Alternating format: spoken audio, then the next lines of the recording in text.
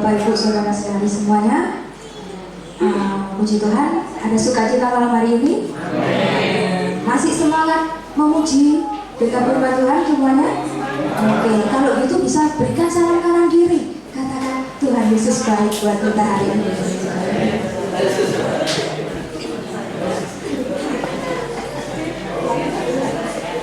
Ya, puji Tuhan. Mari sama-sama malam hari ini kita mau mendekat lagi kepada Tuhan. Kita mau beri pujian kita yang terbaik buat Tuhan malam hari ini. Jadi sama-sama sebelumnya kita berdoa. Sungguh kami mengucap syukur Tuhan buat malam hari ini. Kami tahu Engkau Allah yang terbaik buat kami. Kami tahu Engkau selalu menyertai kami dari pagi hingga malam hari ini Tuhan. Dan saat ini Bapa, kami mau datang, kami mau sujud, kami mau berikan hati kami untuk menyenangkan Engkau. Sebab kasih setiamu Tuhan tidak pernah berkurang buat kehidupan kami. Terima kasih Bapa. Saat ini kami mau berikan kami yang terbaik Tuhan. Sebab Engkau satu-satunya pengharapan setiap kami Tuhan Yesus.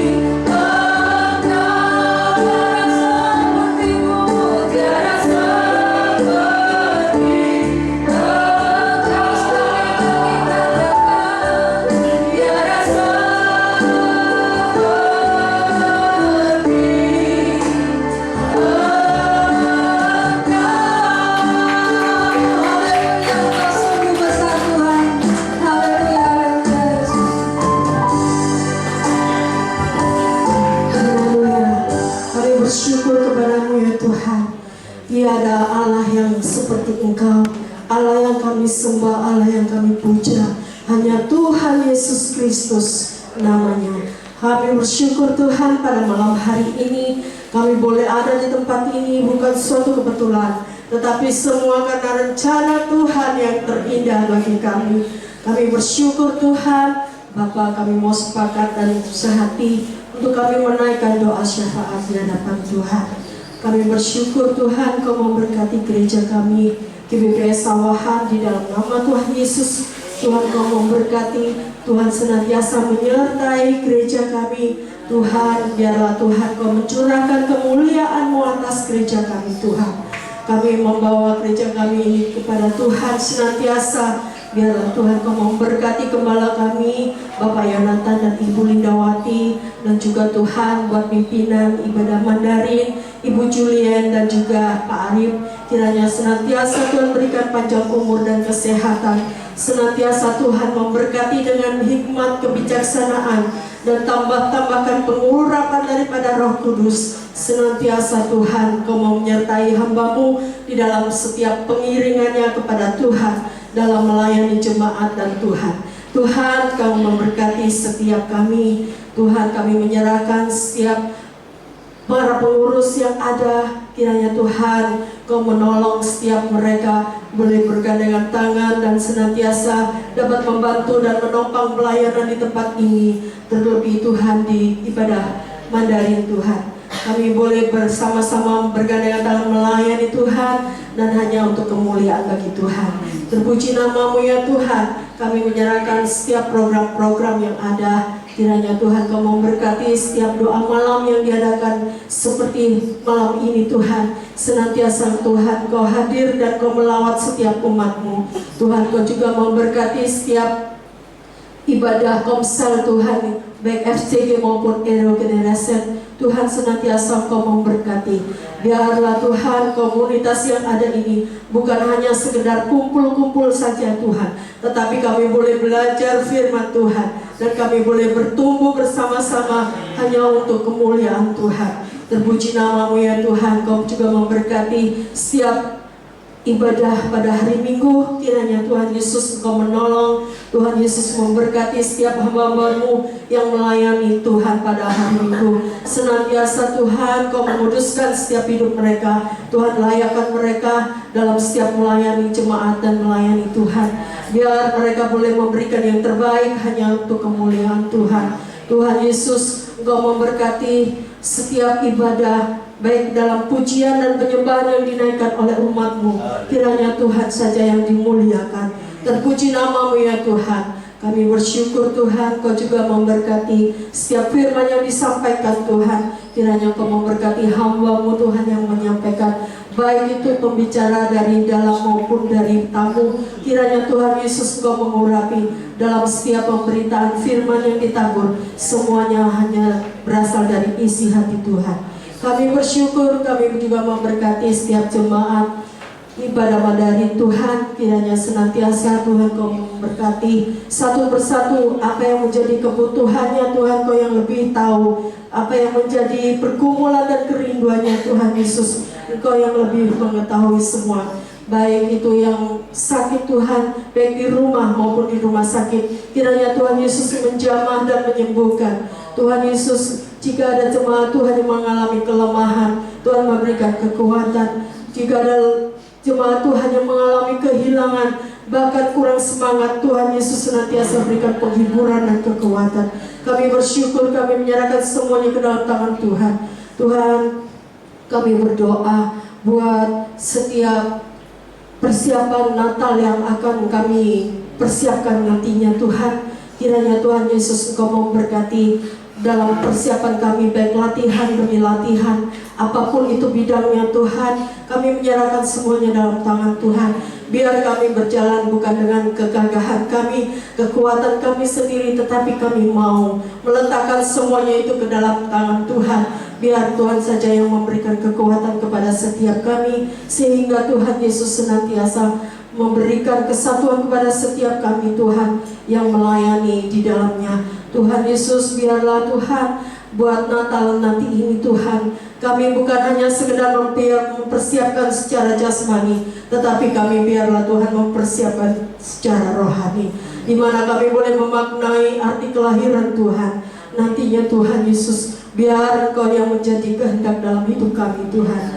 Kami bersyukur, kami menyerahkan semuanya dalam tangan-Mu. Tak lupa kami berdoa buat bangsa kami Indonesia. Kiranya Tuhan Kau mengaruniai bangsa kami dengan damai sejahtera, dengan keamanan, ketentraman, dan kemakmuran. Kami bersyukur Tuhan, biar Indonesia tetap dalam kendali Tuhan.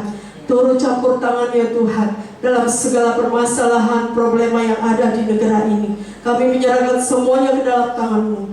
Tuhan, kami berdoa buat gereja-gereja-Mu Tuhan, buat seluruh umat Tuhan yang mengasihi Engkau Tuhan, baik dari Sabang sampai Merauke. Kiranya Tuhan Yesus senantiasa memberkati dan Tuhan memberikan kekuatan kepada setiap hamba-hamba-Mu Tuhan, di mana kami mengalami kedesakan, mengalami aniaya, kami mengalami, oh Tuhan, biarlah Tuhan Yesus Kau memberkati setiap umat-Mu Tuhan dengan kekuatan. Biar Tuhan kami boleh tetap bebas beribadah di negeri ini Tuhan. Hanya nama Tuhan saja yang dipermuliakan, sehingga kemuliaan Tuhan itu turun atas bangsa kami. Kami bersyukur Tuhan, Engkau memberkati Indonesia. Kami bersyukur Tuhan, kami berdoa buat presiden, wakil presiden, dan para kabinet yang ada di dalamnya, dan juga pejabat dari tertinggi sampai terendah, bahkan di daerah. Kiranya Tuhan Yesus berikan hikmat dan kebijaksanaan dan roh takut akan Tuhan. Kami bersyukur, kami menyerahkan semuanya dalam tangan-Mu, di dalam nama Tuhan Yesus. Bapa, kalau sebentar kami akan mempersiapkan hati kami untuk menerima taburan benih firman-Mu yang disampaikan oleh hamba-Mu. Biarlah Tuhan bukan semata-mata dari apa yang menjadi perkataan yang keluar dari mulutnya. Biar Kau mengurapi hamba-Mu Tuhan, kuduskan hamba-Mu, biar semuanya itu boleh berasal dari isi hati Tuhan. Kami bersyukur Kau memberkati setiap jemaat-Mu juga Tuhan. Ajar kepada setiap kami, beri kami telinga yang baik, hati yang baik, sehingga kami boleh menanggap apa yang menjadi firman Tuhan dalam setiap kehidupan kami masing-masing. Biarlah firman itu boleh menjadi kekuatan bagi kami, boleh menjadi jawaban bagi kami, dan boleh menjadi teguran bagi kami. Biar semuanya Tuhan, hanya nama Tuhan saja yang dimuliakan. Terpuji nama-Mu Bapa, kami menyerahkan semuanya dalam tangan-Mu. Kuasai ruangan ini Tuhan, terlebih kuasai hati kami. Di dalam nama Tuhan Yesus kami sudah berdoa dan mengucap syukur. Haleluya. Amin.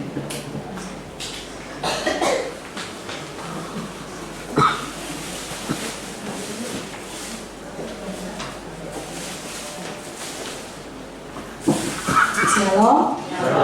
Apa kabar? Luar biasa. Surabaya panas sekali ya, Bapak Ibu. Panas gak? Enggak ya kalau di ruangan ini ya.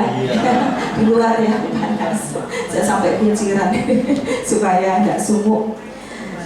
Kita akan bersama-sama merenungkan firman Tuhan. Terima kasih tadi sudah didoakan. Saya yakin seperti doa yang dinaikkan, kita semua punya telinga yang baik.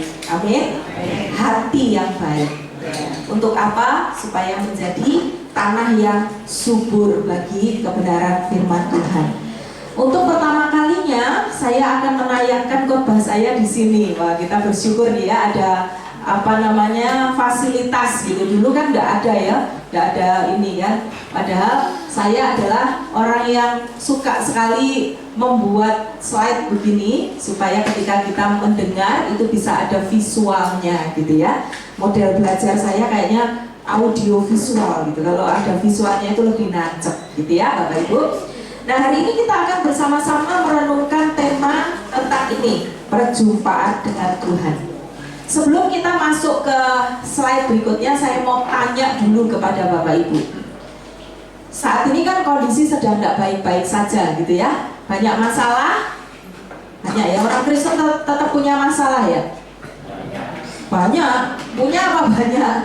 Saya lo tanyanya, punya masalah ya? Banyak. Gitu. Kok jadi curhatan gitu ya. Nah, andai kata nih, kita sedang punya masalah, pergumulan berat. Cek, terima kasih. Wah, enak ya suaranya ya.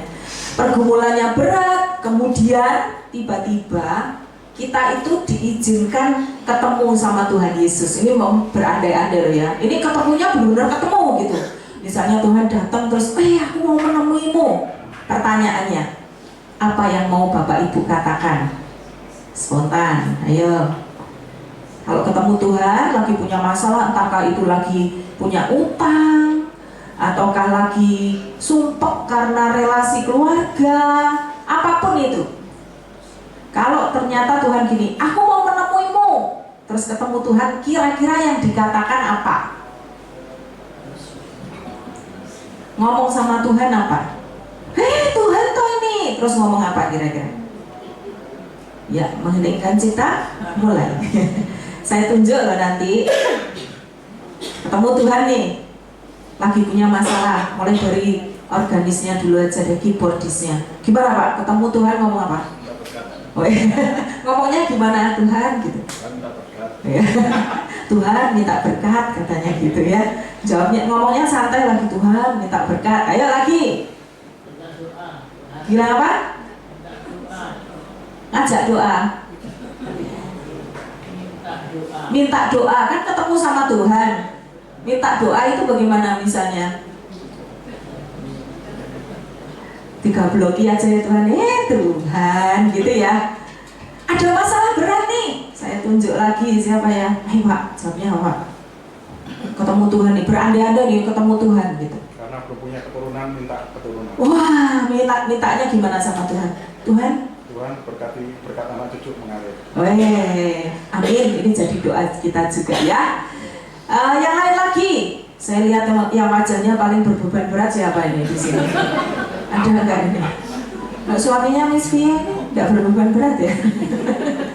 Meskipun nggak berbeban berat, saya tanya, kira-kira kalau ketemu Tuhan ngomong apa? Nggak usah nyontek istrinya, langsung aja. Gimana? Nggak tahu ya, speechless. Ketemu Tuhan speechless, ampun Tuhan, bisa begitu ya. Kalau Miss Vio, saya panggilnya gitu ya. Miss Vio apa? Pengen peluk Tuhan ya. Jadi misalnya saya Tuhan peluk gitu ya, cipika-cipiki gitu ya. Padahal peluk itu beribu arti loh. Bukan cuma kangen, saking kayak masalahnya gitu ya. Terus Tuhan pokoknya ngerti gitu ya. Nah, apakah itu salah? Kira-kira kalau kita ketemu Tuhan, kita ngomong, Tuhan mau berkat, Tuhan tolong aku minta ini, minta itu, salah nggak Bapak Ibu? Kenapa nggak salah? Kalau kenapa? Minta. Lalu kita statusnya disebut sebagai apa? Anak, ya kan? Saya kalau ketemu orang tua saya, ketemu ibu saya, begitu ketemu, Bu, minta dimasakin, nah gitu. Ya nggak apa-apa, tau minta orang anaknya ya Pak ya. Sak kafe tuh ya, ayo kamu minta apa? Ayo. Kalau ketemu, soalnya yang paling guyu dia. Kalau ketemu Tuhan ngomong apa? Jangan minta. Minta apa kira-kira? Minta apa?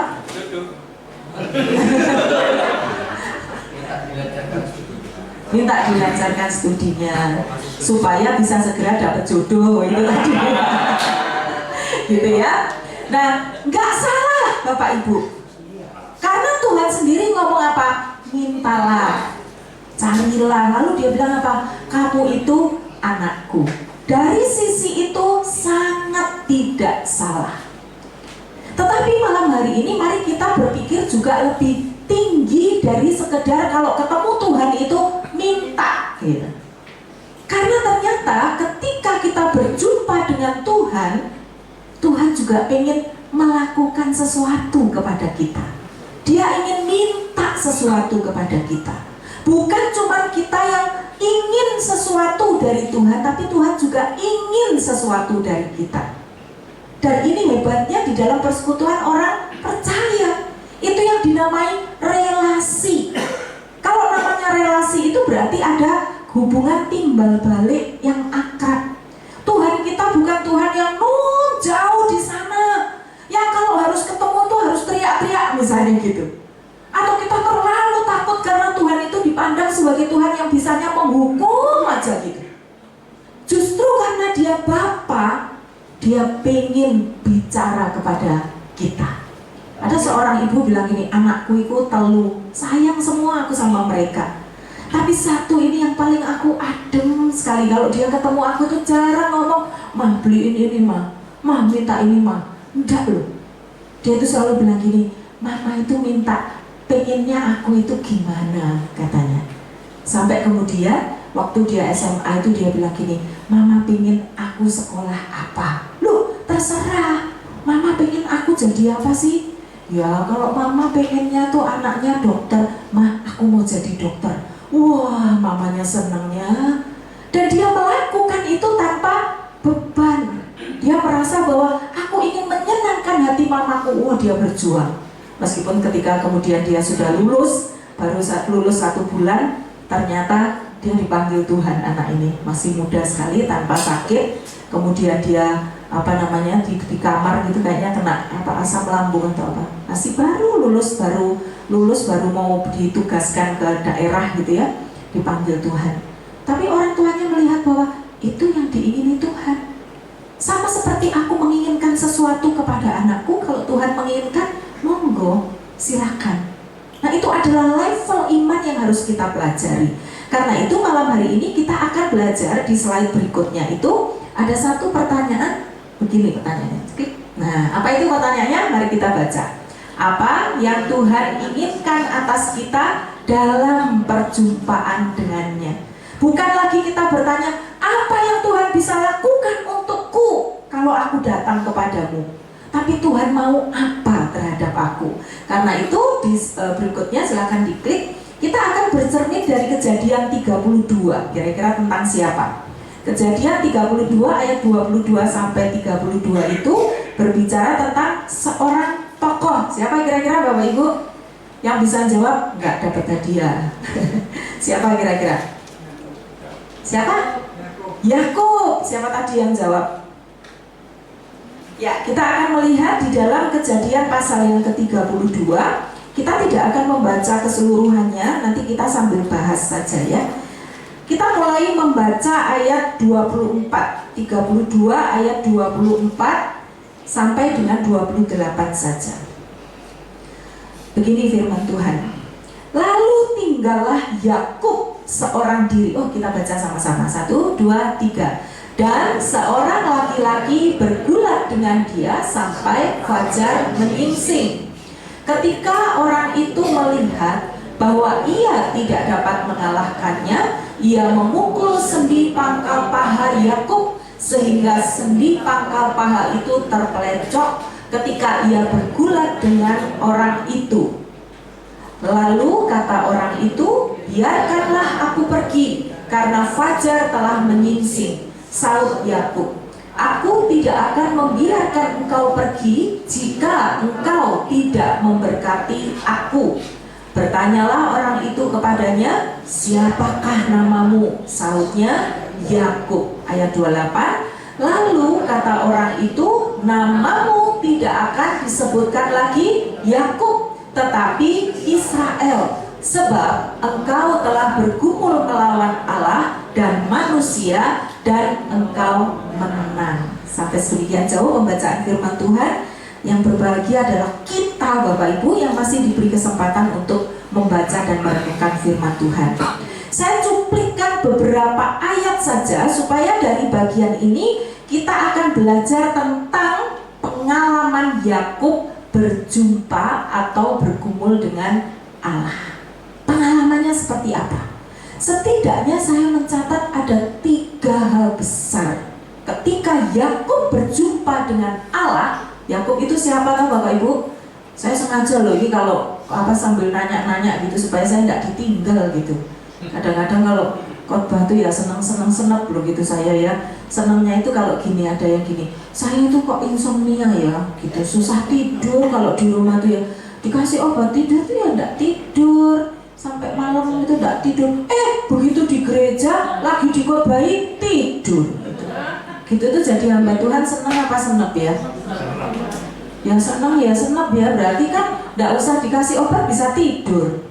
Nah tapi kok tidurnya di sini gitu. Itu yang bikin senep ya toh. Nah saya tanya gitu ya. Jadi ketika nanti kita belajar bagian ini, kita akan bercermin tentang bagaimana pengalaman Yakub berjumpa dan bergumul dengan Allah. background dari ayat ini, latar belakang dari ayat ini, apa yang terjadi? Yakub sudah berada di negeri orang. Apa yang melatar belakanginya? Kan sempat terjadi konflik keluarga besar-besaran itu karena dia berantem dengan saudara kembarnya yang bernama Esau. Permusuhan itu benar-benar mendukakan hati orang tuanya. Kalau kita lihat, Yakub itu memang dari sejak di dalam kandungan, wah itu kelihatan dia memegang apa? Tumit kakaknya gitu. Kelihatan wah itu jadi apa? Dominan sekali gitu. Kalau saya bilang bahasa Jermannya itu untuk pencilaan gitu ya. Yakub itu pencilaan gitu. Dan kemudian ketika ada di rumah itu dia sempat bersama dengan mamanya, ya ini keluarga yang nggak klop gitu ya. Mulai pernikahannya baik, tapi menjalankan pernikahannya itu kok ya nggak menggunakan rumusnya Tuhan gitu loh. Menggunakan pikirannya sendiri, bapaknya menggunakan cara pikirnya sendiri, ibunya menggunakan cara pikirnya sendiri. Meskipun pernikahan mereka sebenarnya sangat luar biasa, pernikahannya Ishak dan Ribka itu luar biasa loh. Dirancang sedemikian rupa. Sampai hambanya Abraham harus berdoa, bergumul, ada proses. Tapi tidak cukup seperti itu. Pernikahan itu bukan di awal, tapi bagaimana menjalani itu sungguh-sungguh sesuai dengan apa yang Tuhan mau apa enggak gitu. Dan ternyata Yakub menjadi korban dari orang tua yang tidak sungguh-sungguh mengandalkan Tuhan. Perpecahan terjadi, kemudian permusuhan bertahun-tahun. Yakub membawa sifat yang buruk sekali. Dia berbohong gitu ya, sampai disebut sebagai penipu gitu Yakub itu. Kenapa? Dia nggak jujur. Dia tidak serius memandang dosa di dalam dirinya. Nah sekarang ketika dia berada di Yabok itu sepanjang malam, apa yang Tuhan lakukan kepada Yakub? Perjumpaan Tuhan dengan Yakub, Tuhan tidak sedang hanya membuat Yakub itu minta, tapi Tuhan meminta Yakub dengerin apa keinginanku. Yang pertama, perjumpaan dengan Tuhan itu, nah ini ya, perjumpaan dengan Tuhan apa? Mari kita baca. Perjumpaan dengan Tuhan harus menjadi kesempatan untuk mengikis apa yang dikikis, lapisan-lapisan dosa. Mari kita lihat cuplikan ayatnya, silakan. Ada tulisan apa di situ? Tinggallah Yakub seorang diri. Ini bukan sekedar keterangan, oh dia sedang sendiri, oh dia sedang bersama-sama. Firman Tuhan ini mengatakan ketika dia tinggal seorang diri, apa sebenarnya yang Tuhan inginkan? Saya tuliskan di situ, dalam setiap perjumpaan dengan Tuhan, sebagaimana terhadap Yakub itu, Allah menginginkan kita berhenti bersembunyi di balik topeng apa? Topeng dan mengakui siapa diri kita sebenarnya. Topeng apa sih yang dipasang oleh Yakub? Banyak topengnya. Kelihatannya dia baik, ya kan? Dia aja sampai menyamar di depan ayahnya itu. Dia bilang, aku ini Esau. Dia pasang topeng seolah-olah Esau. Tidak tampil dengan dirinya sendiri. Dan tanpa sadar, seorang yang memasang topeng, seorang yang tidak jujur di hadapan Allah, dia sedang membuat dirinya itu penuh dengan lapisan-lapisan dosa. Dan ini yang Tuhan tidak kehendaki, Bapak Ibu. Emangnya Tuhan Yesus datang ke dalam dunia ngurusin apa? Ngurusin apa datang ke dalam dunia? Tadi sudah didoakan mau Natal loh ya ini ya. Yang diurusi apa sih Bapak Ibu? Ekonomi. Nah Yesus saja datang dengan ekonominya yang nggak bagus loh. Mau lahirnya di kandang, ya. Apakah dia datang dengan segala kemegahan? Tidak. Yesus datang untuk mengurusi apa? Dosa kita. Sehingga ketika Yakub berjumpa dengan Tuhan itu, yang Tuhan garap adalah aku mau menggarap apa? Lapisan-lapisan dosa itu. Wah dosa itu kalau sudah berlapis-lapis medeni loh Bapak Ibu, betul nggak? Satu dosa aja ngeri. Kalau gambaran di dalam Alkitab tuh, Maria Magdalena itu adalah seorang perempuan yang pernah diusir setan dari dalam dirinya. Berapa setan? Ada yang tahu nggak? 7 setan. Jadi Maria Magdalena kenapa kok terus ngikutin Tuhan Yesus sampai ketika muridnya kocar kacir, lalu Tuhan Yesus ada di bukit Golgota, Tuhan Yesus ada di kubur, siapa yang datang pertama? Perempuan itu, Maria Magdalena. Kenapa? Dia tahu rasanya ketika hidup itu penuh dengan lapisan dosa, hidupnya hancur. Mungkin orang tidak tahu, dan saat itu ketika Tuhan mengusir ada 7 roh jahat di dalam dirinya. Orang lain mungkin tidak tahu ada berapa banyak kejahatannya. Tapi Tuhan bilang, aku mau membereskan kamu. Dan ketika Maria Magdalena rela untuk melepaskan dosa yang berlapis-lapis itu, diusir iblis itu, dia menjadi seorang yang sangat berarti hidupnya. Hal yang sama dilakukan Tuhan kepada Yakub, Bapak Ibu. Itu sebabnya ketika dia berjumpa, Yakub diizinkan apa? Seorang diri. Mari kita baca di ayat 24 itu ya. Lalu tinggallah Yakub seorang diri. Kemudian seorang laki-laki bergulat dengan dia sampai kapan? Fajar menyingsing. Laki-laki ini tidak disebutkan namanya, asalnya dari mana, tapi jelas itu adalah manifestasi kehadiran Allah yang ingin menjumpai Yakub. Dan ketika bergulat dengan Yakub, menggarap pribadinya Yakub supaya dia membereskan lapisan-lapisan itu, disebutkan sampai kapan? Fajar menyingsing. Kalau ngomongin soal waktu, ini tidak terjadi sekali dan selesai. Butuh proses. Sehingga kalau kita berjumpa dengan Tuhan, ini loh Bapak Ibu yang harus kita pikirkan. Kalau aku baca Alkitab, kalau aku ke gereja, kalau aku berdoa, hal pertama yang harus kita cek dalam diri kita, lapisan dosaku makin menipis enggak? Aku rela enggak lapisan dosa ini dikikis? Loh, kadang-kadang Tuhan itu mengikisnya bukan Tuhan langsung lewat firman Tuhan terus kita sadar. Kadang dikikisnya lewat siapa? Lewat orang lain, lewat teguran, lewat masalah. Intinya apa? Supaya itu makin dikikis, makin dikikis, makin dikikis sampai habis. Mari kita perhatikan slide yang tadi. Tujuan dari dosa yang dikikis itu apa? Ada tulisan merah tuh Bapak Ibu. Kita baca ya tujuan. 1, 2, 3. Merasa muak dengan dosa dari hari lepas hari. Orang yang sudah dikikis dosanya itu, salah satu cirinya adalah mual gitu. Kalau mengingat dosa-dosanya itu mual gitu. Bukan cuma kalau lihat makanan yang tidak enak gitu ya. Ini yang ngomong siapa? Yang ngomong bukan saya. Mari kita lihat di dalam Yesaya 36 ayat 31. Silakan. Yesaya 36 ayat 31. Kita baca. Ya, kita tunggu 2 hari lagi. Yuk, 1, 2, 3. Dan kamu akan teringat-ingat kepada kelakuanmu yang jahat dan perbuatan-perbuatanmu yang tidak baik, dan kamu akan merasa mual melihat dirimu sendiri karena kesalahan-kesalahanmu dan perbuatan-perbuatanmu yang keji. Saudara, kapan lapisan dosa itu mulai terkikis? Lihat dari ini.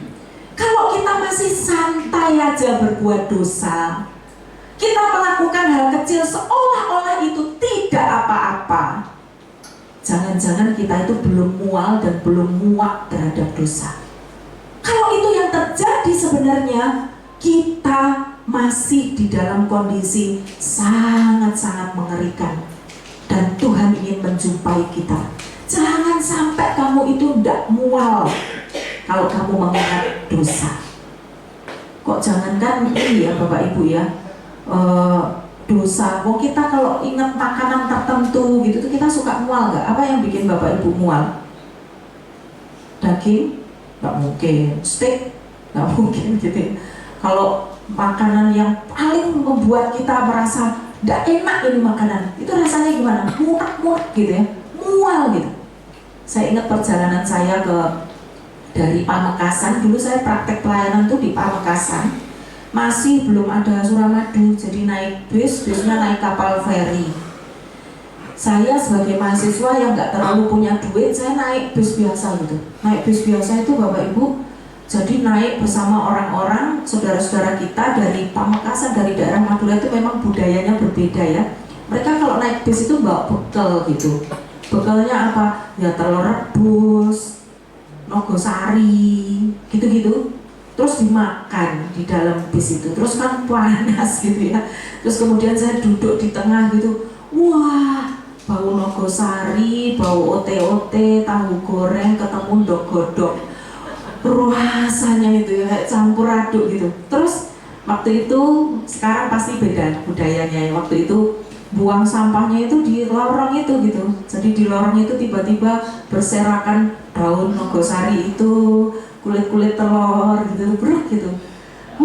Saya itu bisa sampai sore gitu nggak pengen makan saya.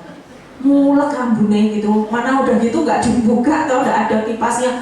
Nggak karu-karuan nih. Sampai kayak gitu. Sampai sekarang pun kalau ingat tuh rasanya mual gitu. Kenapa? Ada sesuatu yang bagi saya itu kenapa Bapak Ibu? Menjijikkan. Ketika Tuhan menjumpai kita, ketika kita berdoa misalnya, ketika kita dengar firman Tuhan, ketika kita beribadah, hal pertama yang Tuhan inginkan apa saudara? Tuhan mau kita jijik sekali terhadap dosa. Dosa itu tidak ada besar, tidak ada kecil. Mulai dari hal kecil, kalau kita tahu bahwa ini tidak benar, minta sama Tuhan, Tuhan munculkan rasa mual di dalam diri saya, seperti yang ada dalam Yesaya. Supaya apa? Supaya kita bisa membereskan apa ini tadi, lapisan dosa, seperti yang Tuhan lakukan kepada Yakub. Yang kedua, perjumpaan dengan Tuhan itu juga harus menjadi apa? Ya, silakan diklik. Mungkin tadi slideshow-nya animasinya kurang bagus. Kita baca 1, 2, 3. Perjumpaan dengan Tuhan harus menjadi penyadaran bahwa kita ini nol tanpa Tuhan. Amin. Beneran. Kapan kita sungguh-sungguh merasa nol? Nanti kalau sudah ngadepin masalah terus nggak bisa baru nol gitu. Tuhan maunya nggak gitu. Sejak awal Tuhan mau kita ini nol. Apa yang membuat Yakub akhirnya itu bisa berselisih dengan Esau? Karena dia merasa bisa melakukan sesuatu dengan caranya sendiri, dan ternyata itu salah. Meskipun caranya itu dilakukan dengan sekongkol dengan mamanya gitu. Tapi itu salah. Coba seandainya dari awal dia menyadari, Tuhan, ini kok Esau ya yang harus dapat berkat ya, kok bukan aku ya. Seandainya dia bilang, iya Tuhan aku ini nol, aku bergantung aja deh sama Engkau, gak usah pakai cara sendiri seolah-olah hebat, lalu mencari solusi, dan ternyata itu hal yang sangat tidak diperkenan oleh Allah. Apa sih yang terjadi? Mari kita lihat ayat di bagian ini. Silahkan. Yang tadi, slide-nya tadi. Yang tadi, saya baca cuplikannya aja. Di dalam Kejadian 32 ayat 25 ada kata apa itu Bapak Ibu? Memukul sendi pangkal paha Yakub. Jadi di dalam pergulatan itu dia dipukul, jadi sampai kemudian dia pincang gitu. Apa sih ini maknanya? Jadi maknanya adalah ketika sendi pangkal Yakub itu terplecok, ia disadarkan Tuhan membuat dia nol. Tuhan membuat dia tidak berdaya. Kenapa kok Tuhan membuat dia tidak berdaya? Supaya dia mencari yang didaya atau yang penuh dengan daya, yaitu siapa? Tuhan. Bapak Ibu ngerasain begini enggak sih?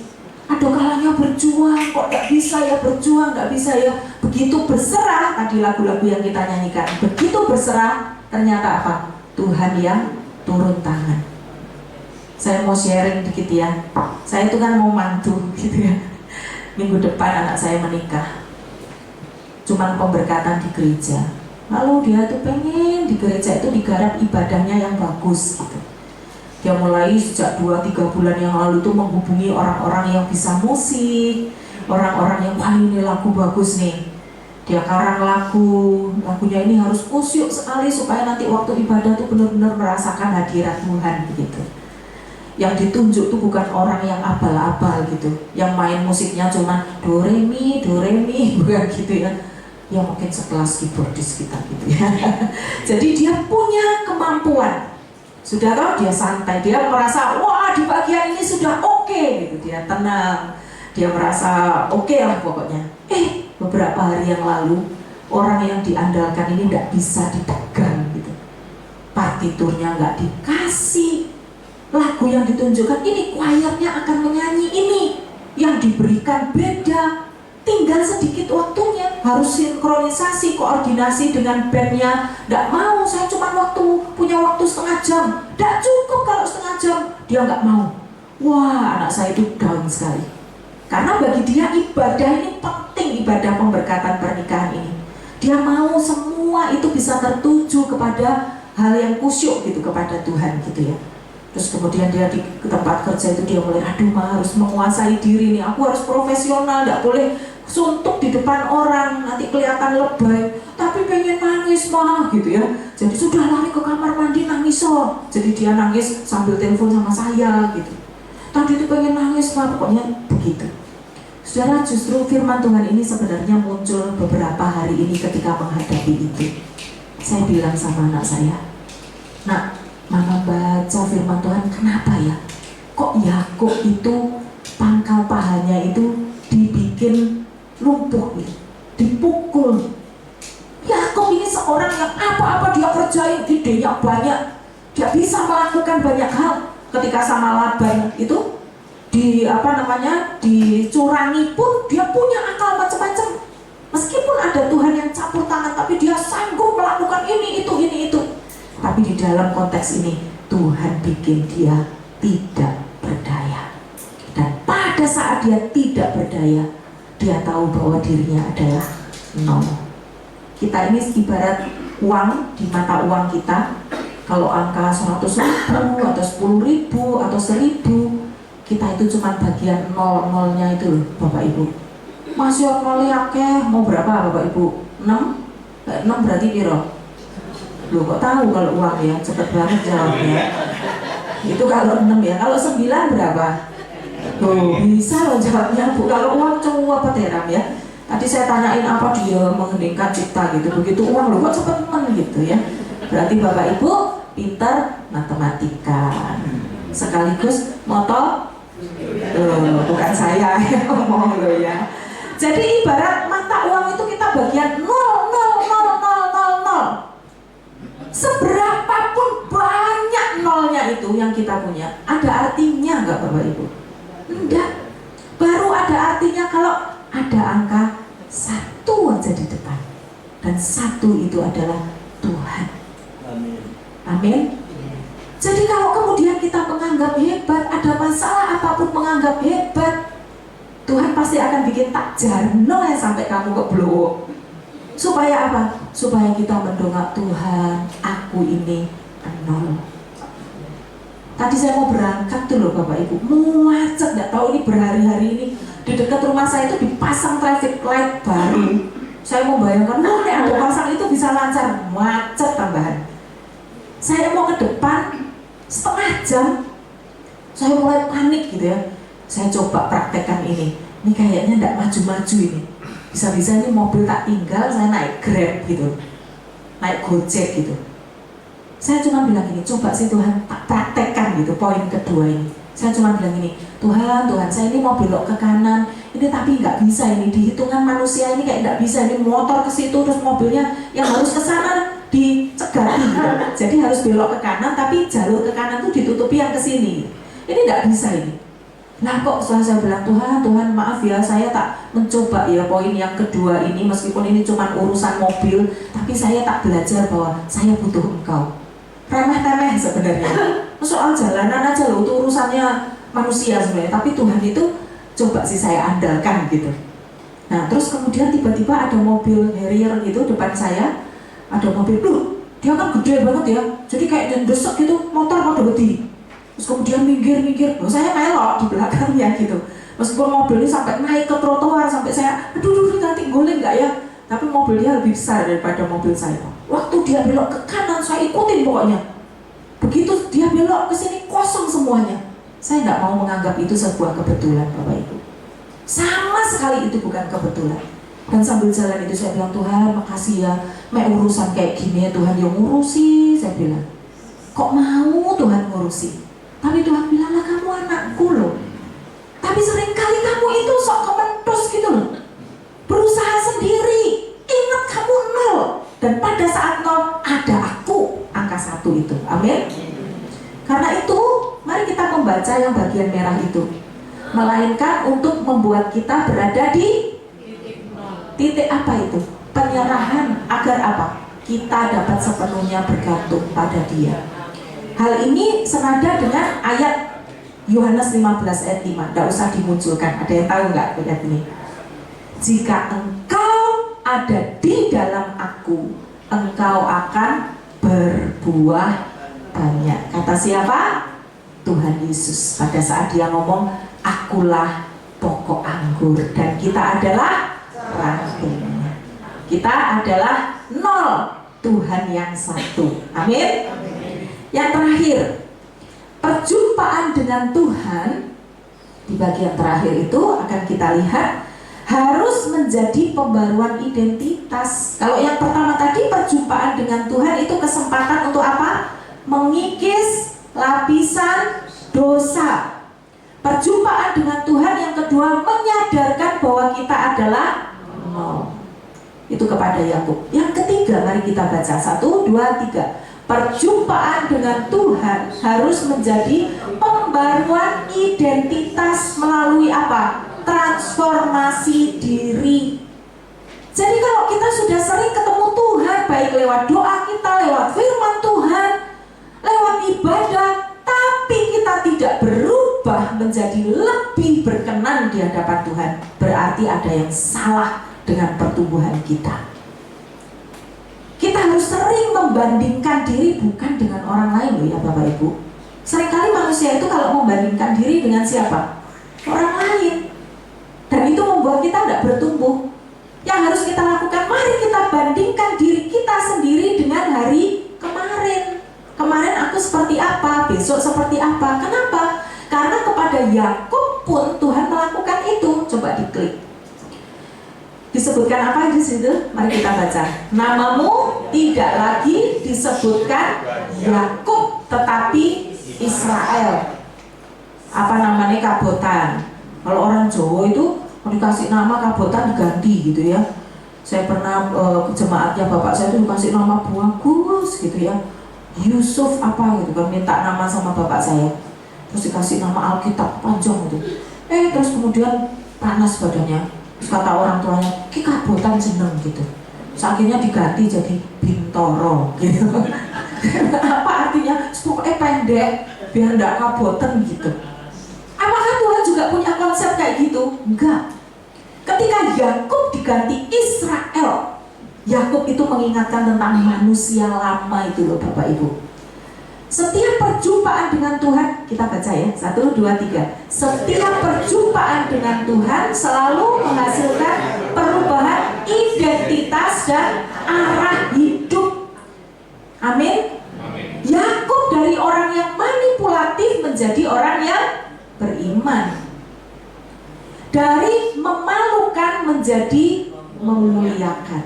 Wah, sikapnya memalukan kalau kita lihat rekodnya itu. Mosok anak Tuhan kayak gitu. Tapi Tuhan mau kamu harus berubah. Kenapa? Karena kamu sudah berjumpa dengan aku.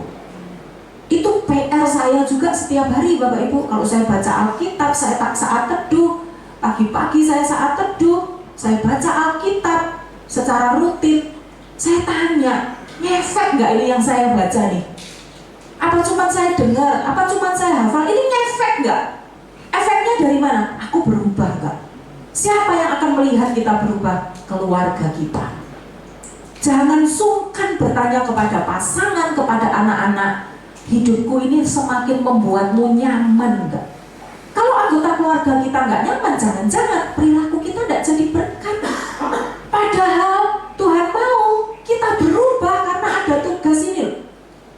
Allah tidak hanya ingin memperbaiki hidup kita, tetapi mari kita baca bagian yang merah itu, memberi identitas baru untuk apa? Menjalani panggilannya. Panggilan Tuhan itu misalnya kita dijadikan apa? terang. Kita harus menjadi garam. Kita harus menjadi apa? Saksi. Gak bisa itu terjadi kalau tidak ada transformasi. Dan itu harus dimulai dari lingkungan terdekat kita, dari keluarga kita. Keluarga itu menjadi kesempatan untuk ngecek aku ini berubah apa enggak. Jangan makin hari cuma makin berubah gitu. Berubah itu ubahnya akeh. Harus berubah dan berubah supaya apa? Pada saat Tuhan panggil kita keluar, dimanapun kita berada, kita bisa menjadi berkat. Amin. Di 2 Korintus 5, di bagian terakhir ini, 2 Korintus 5 ayat 17 sampai 18. Mari kita baca. 2 Korintus 5 ayat 17 sampai dengan 18. Yuk, 1, 2, 3. Jadi siapa yang ada di dalam Kristus, ia adalah ciptaan baru, yang lama sudah berlalu, sesungguhnya yang baru sudah datang. Stop dulu, balik lagi yang 17. Siapa itu diganti dengan saya. Ya, mari 1, 2, 3. Jadi saya yang ada di dalam Kristus, saya adalah ciptaan baru. Yang lama sudah berlalu, sesungguhnya yang baru sudah datang. Sekarang sambil ngobrol kanan kiri, kamu gitu ya. Tapi tidak usah sambil ditunjuk gini. Kamu, jadi kamu yang ada di dalam Kristus, kamu adalah ciptaan baru. Kalau ada bersama keluarga lebih baik ya. Mari 1, 2, 3. Jadi kamu yang ada di dalam Kristus, kamu adalah ciptaan baru. Yang lama sudah berlalu, sesungguhnya yang baru sudah datang. Sekarang diganti kita. Terus nanti setelah itu kita akan bilang amin gitu ya. 1, 2, 3. Jadi kita yang ada di dalam Kristus, kita adalah ciptaan baru. Yang lama sudah berlalu, sesungguhnya yang baru sudah datang. Amin. Biarlah kita menjadi Yakub yang sudah berjumpa dengan Tuhan. Berjumpa dengan Tuhan yang pertama berarti bersedia mengikis lapisan dosa.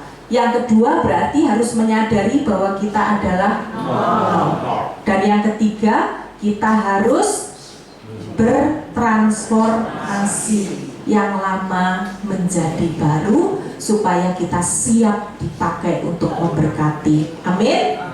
Mari kita berdoa. Tuhan, ampuni jika perjumpaan kami dengan Engkau seringkali hanya didominasi dengan keinginan kami terhadap Engkau. Meskipun itu benar, meskipun Tuhan tidak menyalahkan karena Engkau menganggap kami anak, tapi biarlah pada malam hari ini kami menyadari bahwa ketika kami berjumpa dengan Engkau, kami juga harus peka terhadap keinginan Tuhan atas kami. Tuhan rindu kami mengikis lapisan-lapisan dosa di dalam diri kami, supaya semakin hari korban penebusan yang Tuhan lakukan itu tidak menjadi sia-sia. Karena kami selalu rindu menjadi anak-anak-Mu yang benci terhadap dosa, yang menjadi jijik dan muak ketika melihat dosa. Dan biarlah itu terjadi atas kami. Tolonglah ketika kami berjumpa dengan Engkau, kami menyadari bahwa Engkau ingin kami itu nol di hadapan Allah, sehingga kami hanya bergantung kepadamu untuk segala sesuatu. Tidak ada satupun di antara kami yang mengandalkan diri kami sendiri. Dan tolonglah kami Tuhan ketika kami berjumpa dengan Engkau, baik melalui doa-doa kami, melalui firman Tuhan, melalui ibadah, melalui pelayanan. Tolong supaya kami sungguh-sungguh mengalami transformasi. Kami berubah dari manusia lama menjadi manusia baru yang siap memuliakan Tuhan, siap memberkati orang lain melalui kesaksian hidup kami. Dan kami sungguh-sungguh mau memulai melatih itu di dalam keluarga kami masing-masing. Tolonglah kami ya Tuhan, sebab kami manusia yang tidak akan mampu melakukan kebenaran firman Tuhan kalau bukan karena pertolongan dari Allah Roh Kudus. Karena itu biarlah Roh Kudus-Mu yang ada di dalam diri kami mengingatkan kami akan kebenaran firman Tuhan, menolong kami untuk melakukannya tepat seperti yang Tuhan inginkan. Kami serahkan semuanya di dalam nama Tuhan Yesus Kristus. Mari katakan amin.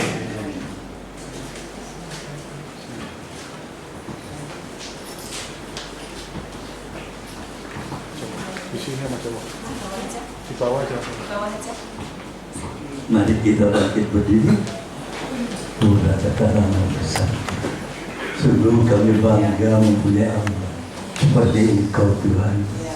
Di mana kami pada malam hari ini boleh mendengar tentang Yakub menjadi berubah waktu berjumpa dengan Tuhan.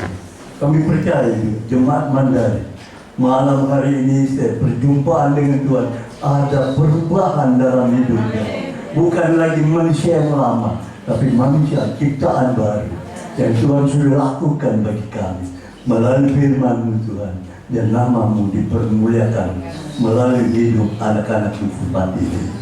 Berkati hamba-Mu yang sudah menyampaikan kebenaran firman Tuhan, pakai beliau berada di mana beliau berada, nama Tuhan dipermuliakan.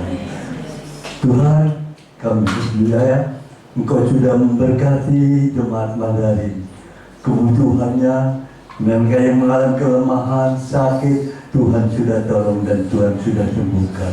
Dan sebentar kalau kami akan kembali ke rumah, Tuhan juga sudah mempersiapkan para malaikat untuk menyertai dalam perjalanan pulang, hingga kami boleh tiba di rumah kami masing-masing dengan selamat, berkumpul kembali dengan keluarga kami, penuh dengan damai sejahtera alam. Terima kasih Tuhan Yesus. Sekarang saudaraku yang dikasihi Tuhan, pulanglah dengan berkat damai sejahtera daripada Allah Bapa di surga, cinta kasih Tuhan Yesus Kristus, dan dalam persekutuan Roh Kudus yang terus membawa kita di dalam kekudusan dan kebenaran seperti gambar karya, yaitu Tuhan Yesus Kristus. Dan berkat ini kami terima dengan ucapan syukur di dalam nama Tuhan Yesus Kristus. Haleluya. Amin.